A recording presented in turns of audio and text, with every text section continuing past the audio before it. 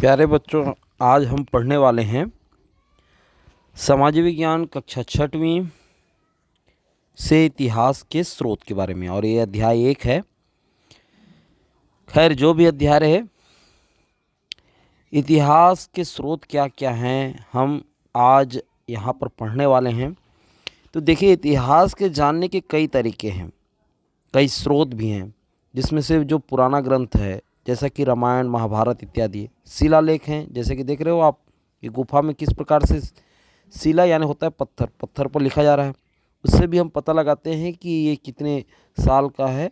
और ये सारा चीज़ खुदाई से प्राप्त अवशेष और जो स्मारक हैं, जो भवन हैं, बड़े बड़े भवन हैं, जिसमें से आप देखोगे कि ताजमहल है ना, तो ये बहुत पुराने पुराने जो है जो स्मारक होते हैं, उससे भी पता लगता है। बर्तन है, औजार है, हथियार है, चित्र, सिक्के और जो भी यात्रा स्मरण है, जो इसके पहले जो जैसे चीनी यात्री जो आए थे फाहियान, तो ये इस प्रकार से उन्होंने अपनी यात्रा के बारे में लिखा। तो एक प्रकार से उनकी डेली डायरी थी।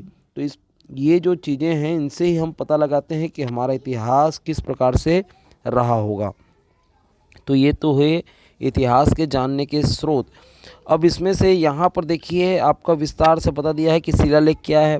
पत्थरों और शिलाओं पर खोद कर लिखी गई बातें। स्तंभ लेख, जो खंभा होती है, तो वो जो है पत्थर और या तो लोहा का रहता है या तो काष्ठ के स्तंभ पर लिखी गई बातें होती हैं, जैसे अशोक के समय में लिखी गई थी। आगे आप इस चीज़ को जानोगे। भोजपत्र है, ताड़पत्र, विशेष प्रकार के पत्रों पर जो है स्याही से लिखी गई बातें।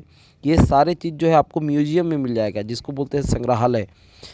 ताम्रपत्र लेख, तांबा का जो, तांबा एक धातु है, उसको जो पीट पीट करके जो है पतला एक पत्र के रूप में रखा जाता है, उसमें फिर पीट पीट करके जो है आपको जो है खोद कर जो है बात लिखी रहती है। ऐसा क्यों करते हैं? कोई बात यदि एकदम खास रहे, जिसकी ज़रूरत हमेशा से रहे, तो ऐसी चीज़ों को वो तांबे के पत्र में लिखाते थे, जो उस समय के राजा महाराजा लोग थे। यहाँ पर देखिए, ये तांबा का पत्र। और ये है आपका लक्ष्मण मंदिर सिरपुर, और ये कुलेश्वर मंदिर राजिम।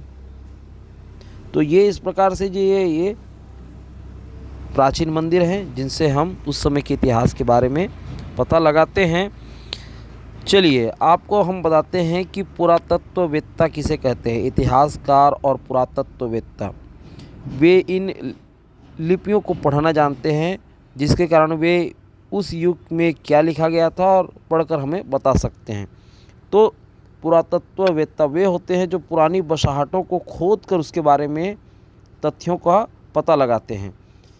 पुरातत्ववेत्ता जो खुदाई करते हैं, पुरानी जो बसाहट है, जैसा कि सिरपुर जो है एक पहले का नगर है, तो पुरातत्ववेत्ता जो है बताते हैं कि कौन सी चीज़ें क्या उपयोग में लाई जाती थी, ये अध्ययन करते हैं, कितनी समय की हैं, ये सारी चीज़ों के बारे में वो बताते हैं। तो पुरातत्ववेत्ता उन्हें खोद कर फिर से दुनिया को उनके बारे में बताते हैं।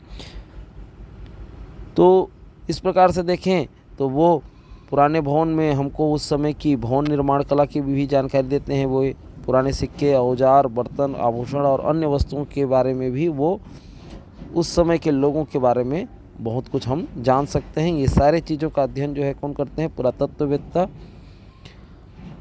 और हमें उस समय के जो नगर रीति रिवाज की भी बहुत सारी जानकारी मिलती है। जो प्राचीन ग्रंथ है, उसमें से जो महत्वपूर्ण नाम है, इसको आप जो है नोट कर लें। रामायण, महाभारत, कुरान, गीता, बाइबिल, ये जो है धार्मिक ग्रंथ हैं। यहाँ पर देखिए बच्चों कि खुदाई से जो है किस प्रकार से जो है प्राचीन समय की वस्तुएं मिलती हैं। यहाँ पर अलग अलग आकृतियों के जो है पत्थर हैं, जो अलग अलग कामों में उसका उपयोग किया जाता रहा होगा। यहाँ पर देखिए कि बहुत पहले कुछ विदेशी यात्रियों ने कई देशों की यात्रा की थी। उनके द्वारा लिखे गए यात्रा वर्णनों से उस देश के बारे में उस समय की काफ़ी जानकारी मिलती है। और ये है रायपुर के महंत घासी दास संग्रहालय में बिलासपुर जिले के किरारी गांव से प्राप्त काष्ठ स्तंभ लेख को, ये यहाँ पर देखिए आपको दिखाई दे रहा है, किरारी ग्राम से प्राप्त स्तंभ तथा लेख संग्रहालय रायपुर। पुराने सिक्के और मुद्राएं भी यहाँ पर चित्र सहित बताया गया है आपके पाठ्य पुस्तक में। तो ये सारे चीज़ तो हैं, लेकिन इन चीज़ों का अध्ययन हम क्यों करें, क्यों अध्ययन करना चाहिए, इतिहास का अध्ययन क्यों? देखिए, इतिहास बड़ा ही रोचक और रोमांचक होता है। ये हमारे विकास की कहानी है कि किस तरह से हम जो ये स्थिति अभी जो जी रहे हैं, अभी जो हम लोगों का जीवन काल जो अभी चल रहा है, जिसमें हमारी जो रहन सहन है, खान पान है, ये ऐसे ही नहीं बना। इसके पीछे एक विकास है, एक विकास यात्रा है। तो हम अपनी सभ्यता और संस्कृति के बारे में बहुत कुछ इतिहास पढ़कर ही जान सकते हैं, और हम समझ सकते हैं कि आज की उन्नति के पीछे एक लंबा और महान अतीत छुपा हुआ है, जो हमें लगातार आगे बढ़ने में मदद दे सकती है। हमसे क्या गलतियां हुई हैं और हम कैसे बेहतर से बेहतर दुनिया बना सकते हैं, इसके लिए जो है इतिहास पढ़ना बहुत ही ज़रूरी है बच्चों। तो यहाँ पर कुछ अभ्यास के प्रश्न दिए गए हैं, आप इनको जो है कंप्लीट कर लीजिए। यदि नहीं हो पाती तो कमेंट में आप ज़रूर लिखें, हम उसका उत्तर हम कमेंट पर ही देने का प्रयास करेंगे। तो ये सारा चीज़ जो है ये आपका अभ्यास है। वीडियो लंबा ना हो जाए, इसके लिए हम यहाँ पर वीडियो को यहीं पर समाप्त करते हैं। फिर एक नए अध्याय में मिलते हैं।